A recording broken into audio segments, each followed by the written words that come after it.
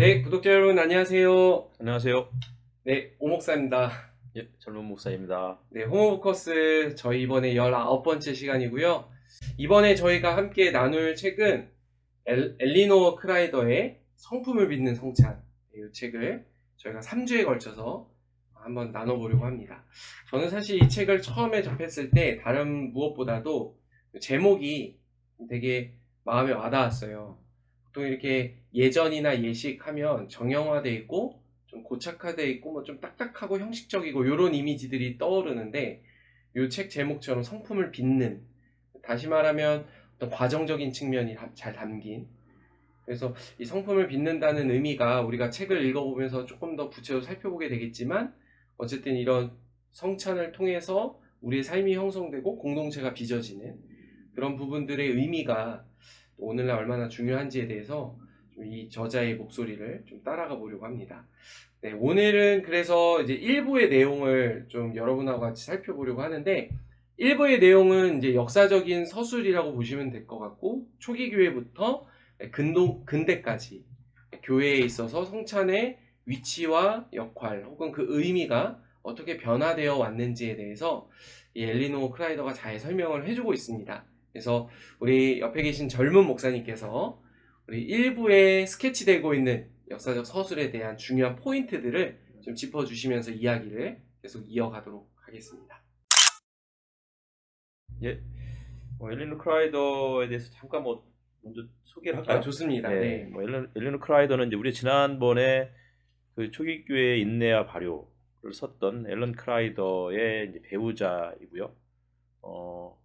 그리고 이제 이분은 그 성찬에 대한 관심들이 굉장히 있었던 탓인지 어쨌든 간에 이 책이 번역된 것은 얼마 안 되지만 작년에 번역이 됐죠. 2020년이군요. 근데 이 책이 원래 책은 1900 몇 년도 97년도에 상당히 오래전에 쓰여진 책이네요. 책이죠. 네. 그러니까 성찬에 대한 관심들이 꾸준히 있었던 것인지 아마 이 책이 잘 반영되어 있는 것 같아요. 일단은 뭐 엘린 크라이더는 뭐 그런 어떤 앨런 크라이더의 배우자이면서 또 앨런 크라이더나 엘린 크라이더는 이제 메노나이트 출신이죠. 그래서 이제 이 주류 기독교가 아니고 주류 종교개혁 그 후예가 아니고 이제 아나베티스트로서 분류되는 그쪽 계열에 속한 사람들이고, 따라서 이제 거기에서 성찬을 어떻게 생각하는지를 또 읽을 수 있는 그런 부분이 이 책에서 잘 드러나 있는 것 같아요. 이 책이 전반적으로 이제 뭐 1, 2, 3부로 나눠졌다고 말씀하셨잖아요.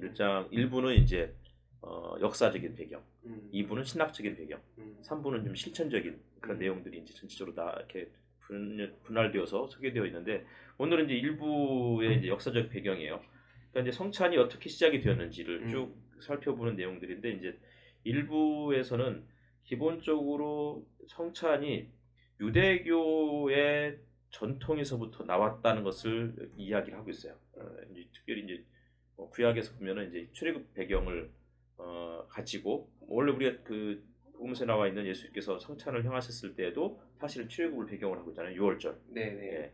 그래서 이제 유대교에서는 기본적으로 그 출애굽을 기억하면서 그들이 어떤 종에서 자유인이 되었던 이런 사건들을 추억하는 의미로 6월절 만찬을 행했고, 이러한 것들이 이제 기독교로 이어지면서는 그런 그 자유인으로서의 혹은 구원받은 자로서의 기쁨, 감격 이런 것들을 이제 유대교에서 받은 영향으로 보고 있죠. 그러나 이제 유대교와 기독교의 성찬의 차이, 물론 이제 유대교는 성찬이라는 말을 쓰진 않겠죠. 당연히 쓰진 않죠. 그러나 이제 그 차이가 무엇이냐를 따졌을 때 초대교회에서의 성찬은 유대교에서는 찾아볼 수 없었던 아주 독특한 것들이 있었다. 이게 이제 이 책에서 엘리노 크라이더가 우리에게 해주고 있는 이야기예요. 근데 그것이 뭐였죠? 뭐였을까요? 갑자기 아침에 무슨 커피를 마셨더니 소리가 나가지고서 저도 같이 읽기는 했지만 네. 그렇게 훅 들어오시니까 잘 머리가 지금 백지 상태로 있습니다. 그러니까 여기서 이제 기본적으로는 유대교와 기독교, 초기 기독교와의 성찬의 차이, 혹은 로마의 연회, 혹은 그 뭐라고 할까요? 이게 페스티벌, 혹은 만찬, 뭐 축제 이런 것과 기독교의 성찬의 차이 이런 것들을 비교하고 있잖아요. 그리고 또 물론 나중에 한 중세의 미사와의 차이. 근데 어쨌든 이제 초대교회에서의 성찬의 아주 독특한 점은 성찬이 기본적으로 식사와 함께 연결되었다는 거예요. 근데 이 식사는 아주 중요한 부분이다라고 이야기하는 거죠. 근데 이 식사의 분위기가 그러니까 엘리노 크라이더가 성찬의 분위기를 아주 중요하게 여기는 사람이더라고요. 그러니까 이제 유대교도 그렇고 중세 때도 그렇고 혹은 종교개혁 때도 마찬가지로 성찬들이 계속 진행이 되었지만 전반적으로는 죄사함 혹은 뭐 구원의 확신, 뭐 죄용서 이런 것에 관심을 가졌다면 초대교회에서의 성찬은 훨씬 더 축제적인 분위기. 네. 그리고 그 이 안에서 함께 음식을 나누는 사람들이 같이 우정을 나누는 분위기. 이런 것에 초점을 많이 맞추고 있다는 사실이에요. 그런데 어느 순간부터 이러한 분위기들이 교회의 전통 안에서 사라졌고 이건 유대교에서도 사실 찾아보기 어려웠던 부분이었고 그러면서 이제 성찬에서의 핵심이 예수께서 손님이면서 동시에 주인이시다. 이 사실을 강조하고 있는 거죠. 손님으로서의 누군가를 환대해주는 분위기. 또 하나는 주인이기 때문에 그분이 우리에게 베푸는 그 식탁이 풍성한. 그래서 그 특별히 복음서에서 이제 예수께서 뭐 여러 가지 비유를 주셨는데 그 중에 많은 비유가 잔치의 비유잖아요. 이 잔치가 얼마나 모든 사람들이 그러니까 거기에는 뭐 신분이라든지 성이라든지 민족 이런 것과 다 그런 것을 초월한 그런 어떤 식탁의 분위기들이 이제 형성되었고 예수님은 이것을 굉장히 중요하게 여겼고 이러한 전통들이 성찬에서 초대교회 성찬에서 잘 드러났다라고 그렇게 보여주고 있어요. 근데 이제 아까 말씀드렸듯이 이제 중세 접어들면서부터는 성찬이 아주 단순해지죠. 예전이나 혹은 형식으로 그렇게 흘러가면서 성찬의 분위기가 축제나 기쁨 혹은 용서, 화해 이런 어떤 일치 이런 분위기가 아니고 죄책감, 심판 혹은 뭐 내세 뭐 이런 것에 초점을 자꾸 맞추게 된 거죠. 혹은 고해성사. 뭐 어쨌든 우리가 고해성사의 분위기가 별로 좋지 않잖아요. 그렇죠. 네. 그러니까 이제 그래서 초대교회 이후에 교회는 카톨릭도 마찬가지고 종교개혁 때도 마찬가지지만 성찬에 대한 부담감들이 워낙 커졌고 자꾸 이제 죄를 지적하니까 그러면서 이제 성찬이 간소화되거나 혹은 간헐적으로 그렇게 이제 흘러가게 되었다 이렇게 이야기를 하고 있어요. 그래서 이제 마치 성찬이 종교개혁 때에는 그냥 성찬이 뭐 매주 한동안은 진행이 됐죠. 뭐 특별히 이제 루터교라든지 그런데 루터교든 그 이후에 뭐 칼빈이든 뭐 그 다른 어떤 종교개혁 후예들도 성찬이 말씀 선포의 들러리격으로 그렇게 전락되고 말았다 이렇게 이제 이야기를 해주고 있어요. 네. 그러다가 이제 그 다시 이제 성찬의 의미를 회복하려고 하는 움직임들이 이제 초대교회로의 어떤 그런 뭐 돌아가자 초대교회로 돌아가자 그런 어떤 그런 환원 운동 이런 것들이 일어나면서 초대교회의 어떤 그런 분위기들을 회복하려고 했는데 초대교회 분위기가 결국은 자유였다는 거예요. 그래서 이제 그동안 너무 형식적인 그런 어떤 틀에 그 갇힌 그런 성찬의 분위기를 좀 자유로운 분위기로 그래서 이제 그런 운동들이 뭐하고 맞물리느냐면 경건주의 운동이나 혹은 오순절 운동, 부흥 운동 이런 쪽으로 이제 맞물리는 거죠. 근데 이제 여기에서 좀 아쉬운 것들은 이런 어떤 그 초대교회로 돌아가자라는 이런 어떤 분위기가 좀 자유롭고 아주 좀 뭐 또 일종의 이제 틀에 얽매이지 않는 다양한 어떤 의사를 표현할 수 있는 그런 가능성들은 열어놓는 것은 좋은데 그러나 이제 성찬이 기본적으로는 여전히 이제 뭐 개인의 어떤 체험이라든지 이런 쪽으로만 국한됐던 것이 이제 아쉽다라고 이야기해주고 있는 거죠. 결국은 이제 이 책이 원제가 Communion's Shape 캐릭터인가요? 그거잖아요. 그러니까 성찬이 우리의 성품을 이렇게 변형시킨다, 혹은 뭐 빚어간다 이런 의미인데 이것은 결국은 공동체적인 식사라는 얘기잖아요. 근데 이제 뭐 개신교든 카톨릭이든 이게 이제 공동체적 식사가 아니고 그냥 하나의 예식으로서 그 안에서만 잠깐 이제 그냥 단 몇 분 정도 진행되는 이런 식으로 흘러간 게 이제 어떤 성품을 빚어가는 데 있어서는 한계를 드러내고 있다라고 일장에서 이야기해주고 있습니다. 네네. 저도 이제 뭐 일부를 좀 같이 읽었는데 목사님께서 일부의 중요한 포인트들은 전 다 짚어주셨다라는 생각이 들고, 사실 일부에서 이 엘리노 크라이더가 전체적으로 스케치하는 이 역사적인 내용들은 그러니까 전체적으로 기독교 신학이나 교회의 변화의 흐름에도 맞닿아 있다라고 보시면 될 것 같습니다. 그게 이제 목사님 말씀하시지 않은 것 중에 저자가 굉장히 다른 어떤 하나의 변곡점으로 보는 것 중에 하나는 콘스탄티누스 대제 때 그렇죠. 기독교가 국교화되면서 이제 사실은 이제 보통 뭐 중세를 언제부터 볼 것이냐 뭐 이런 부분에 대한 이야기들이 있는데 보통 기독교에서 아우구스티누스부터 보는 거잖아요. 예. 근데 그때부터 보면은 사실 교회 건물도 굉장히 거대화되고 또 이런 예식이나 이런 것들도 굉장히 형식적인 게 강조되고, 목사님도 말씀하셨지만 개인적인 관점에서 죄책 고백이라든지, 그래서 여기서 이제 보면 중세 때 이 미사의 분위기나 성찬의 분위기가 저는 그게 딱 떠올랐어요. 키에르케고르의 유명한 책 중에 두려움과 떨림.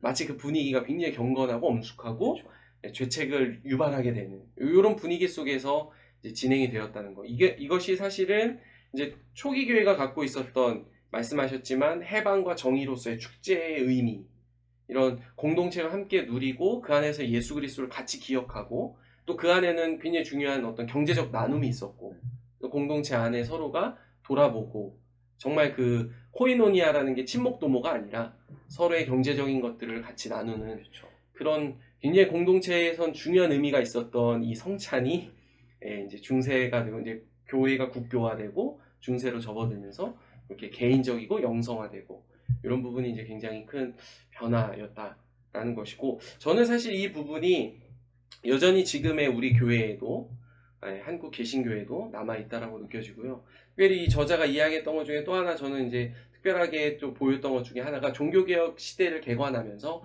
종교개혁에서도 나름 중세와 차별화도 두려고 했지만 그러나 그 어떤 국교화된 어떤 측면에서 변질되었던 이 부분 여전히 회복하지 못했다. 성찬에 있어서도 이런 부분들을 이야기하는 게 아까 소개해 주셨지만 이 엘리노 크라이더가 또 이제 메노나이트 쪽의 신학자이기 때문에 이런 어떤 문제 본질점들을 잘 포착한 것이 아닐까. 결국은 교회와 국가 권력, 세속 권력이 이제 일치가 되거나 혹은 교회가 계속 그쪽에 유혹을 받게 됐을 때는 이런 예전이라든지 공동체성 자체가 상당히 훼손될 수밖에 없다는 것. 그 부분들을 우리가 조금 주의 깊게 살펴보면서 책을 좀 보는 것도 좋다는 생각이 예, 들었습니다. 맞습니다. 그러니까 기본적으로 성찬에서 이제 가장 핵심이 말씀하셨던 것처럼 사실은 그 안에는 모든 사람들이 함께 평등해지는, 균등해지고 차별이 다 사라지는. 근데 차별이 사라지기 위해서는 거기에서 이제 뭐 공평과 정의, 혹은 분배 이런 것들이 자연스럽게 이루어지는 게 성찬의 자리였거든요. 식탁이었잖아요. 네. 그게. 근데 어느 순간부터 이제 그런 것들은 다 이제 뒤로 뒷전에 밀려난 거죠. 그리고서는 결국은 그냥 형식만 남아 있는 이런 것이 이제 굉장히 안타깝다라고 생각하면서 이제 크라이드는 이 성찬을 다시 회복하자는 거예요. 이런 어떤 초대교회의 원래의 정신으로서의 성찬. 그게 이제 2부에 가서 좀 더 구체적으로 설명을 하겠죠. 신학적으로는 이제. 그러니까 지금 우리 1부에서는 이제 역사적인 그 성찬이 어떻게 변질되어 갔는지 이런 것들을 살펴보았다면 2부에서는 이제 성찬의 신학적 의미, 아마 여기서는 이제 기본적으로는 이제 최근 들어서 성찬을 가장 중요하게 여기는 것 중에 하나가 삼일체적인 관점이잖아요. 삼일체라는 것은 결국은 공동체성을 의미하는 거였고 공동체와 더불어서 이 안에서 서로가 서로를 보내고 그러면서 그게 선교 공동체로 이어지는 거잖아요. 그러니까 이제 요한복음 20장에 있는 말씀처럼 아버지가 아들을 보내고 또 아들이 또 성령을 보내고 하는 이러한 그 삼일체적인 신학적 그런 베이스가 이 장에 이제 아마 잘 소개되어 있을 거라고 기대를 하고 있어요. 저는 아직 읽지는 않았지만. 네, 저도 아직 못 읽었는데, 그래서 저희가 앞으로 이제 2주 동안 또 나누게 될 신학과 실천에 대한 부분들이 오늘날 우리 교회를 좀 비판적으로 성찰해 보면서 적용할 수 있는 중요한 메시지들이 많이 담겨 있지 않을까라는 생각이 들었고, 또 일부의 내용에서 저는 이제 이 저자가 이야기하는 것 중에 우리가 귀담아 들어야 된다고 생각이 들었던 게, 저자가 이제 역사적인 서술을 쭉 해가면서 동방과 서방교의 전통, 뭐 이런 다양한 어떤 흐름 속에서 나타나게 된 목소리, 이런 것들을 쭉 이야기해주고 있는데, 어쨌든 저자는 이제 이런 부분들을 우리가 귀담아 들어야 한다. 그러니까 서방교의 전통이 있다고 해서 동방교의 전통이나 동방교회에 대한 목소리에 대해서 우리가 그냥 선을 딱 긋고 우리가 다른 전통으로 볼 것이 아니라, 요 엘리노 크라이더는 그쪽의 전통에 대해서도 우리가 충분히 마음을 열고 목소리들을 귀담아 듣고 해야 좀 더 풍성한 성찬으로서 우리가 회복될 수 있다라는 어떤 방향성 제시가 굉장히 중요하다는 생각이 듭니다. 왜냐하면 지금 한국 교회 자체가 좀 타전통에 대해서 너무 이제 배제를 하게 되거나 좀 그런 부분을 좀 너무 이렇게 선을 긋는 어떤 정서가 좀 있어서, 그런 부분을 우리가 앞으로 성찬을 공동체 안에서 회복하는 데 있어서도 중요한 지향점이겠다는 생각이 들었습니다. 근데 뭐 동방교회가 굉장히 좀 자유로운 예, 그런 예. 그 예배잖아요. 좀 더 초기 교회의 모습을 좀 그렇죠. 많이 담고 있는. 네, 네. 네. 그러니까 이제 여기서는 아이들이 막 그냥 왔다 갔다 해도 그렇죠. 별 네네. 신경 안 쓰는 이런 네네. 이야기들 여기 서술하고 맞습니다. 있거든요. 예. 그러니까 이제 그 어느 순간에 서방교회 혹은 뭐 한국교회도 마찬가지지만 예배가 딱 정해진 시간 안에 어른들이 집중해서 할 수 있도록 아이들은 뭐 주일학교라든지 또 독립된 다른, 공간에 그렇죠. 어딘가 가야 되는 그런 네. 식으로 이제 아이들을 빼는 이유가 아이들의 단순한 신앙교육뿐만 아니라 사실 어른들이 예배에 집중하기 위한 네. 하나의 수단으로 그렇게 그런 일들이 좀 진행되고 있는 게 아닌가라는 생각도 들어요. 그래서 조금 더 자유로운 분위기가 우리에게 필요하고, 그래서 뭐 동방교회 전통뿐만 아니라 여기서 뭐 얘기하듯이 오순절 전통이라든지 혹은 가정교회 혹은 또 뭐 수렴운동 뭐 이런 등등 이야기를 하잖아요. 예, 예. 그러니까 여기서 기본적으로 20세기에 그 출현하고 있는 그런 다양한 기독교 운동은 아주 좀 자유로운 분위기였다는 거예요.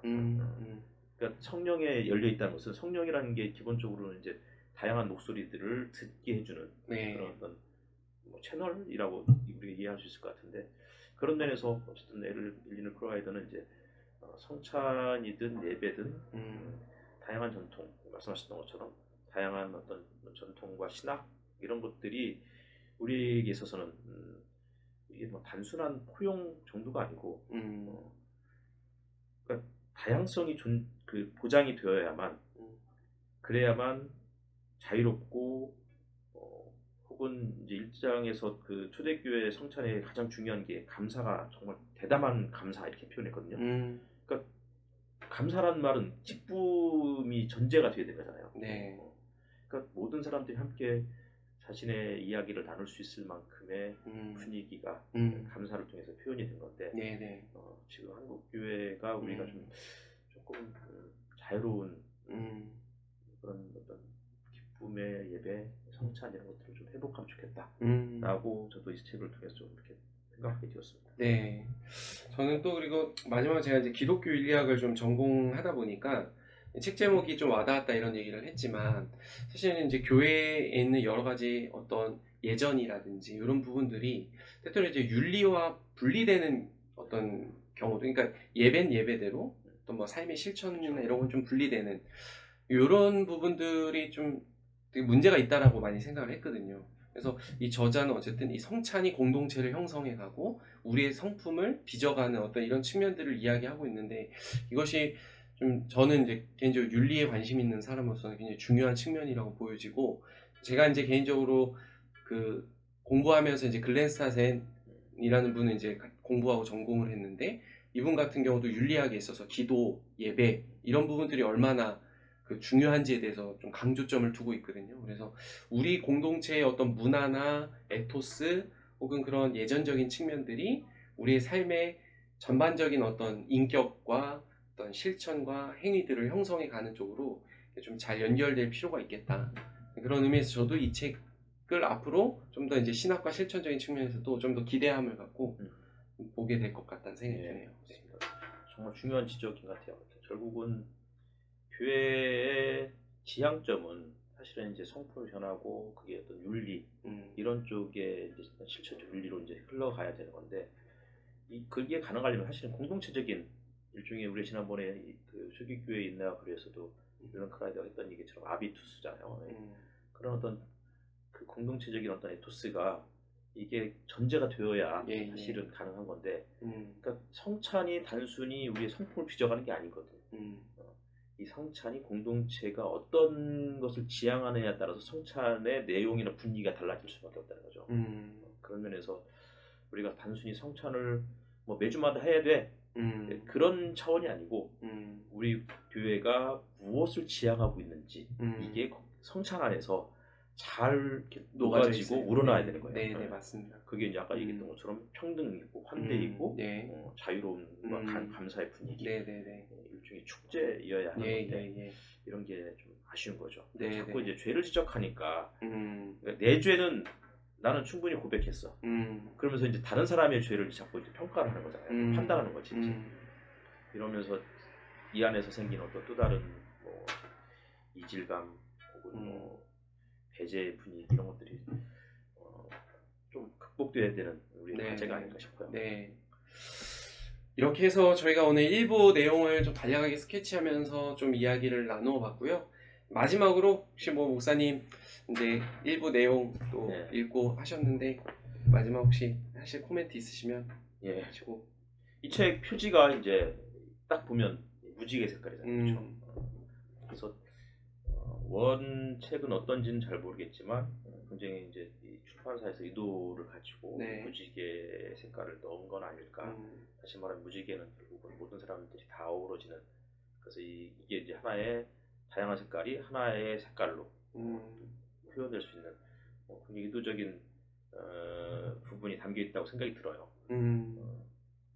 조금 뭐 색상이 조금 더 밝았으면 좋겠다라는 생각은 들긴 하지만 또 하나는 뭐 늘 대장간 책뿐만 아니라 지난번에 우리 샘물결 책도 IBP도 마찬가지고 최근 들어서 책들이 너무 많은 책들이 한꺼번에 쏟아져서 그런 건지 모르겠지만 오타와 특히 이번은 또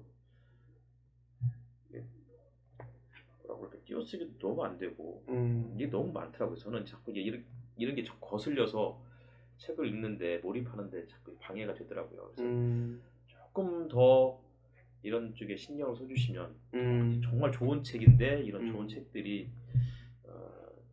뭐라고 할까요? 이런 어떤 오타라든지 띄어쓰기라든지 또 하나는 뭐 1장은 이렇게 2도로 찍으셨어요.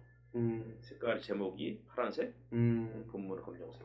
근데 2장부터는 다 이런 식으로 이제 검정색으로. 근데 이 책만 그런 게 아니고 다른 책도 다 그렇게 하셨더라고요. 최근 나오는 책들 보면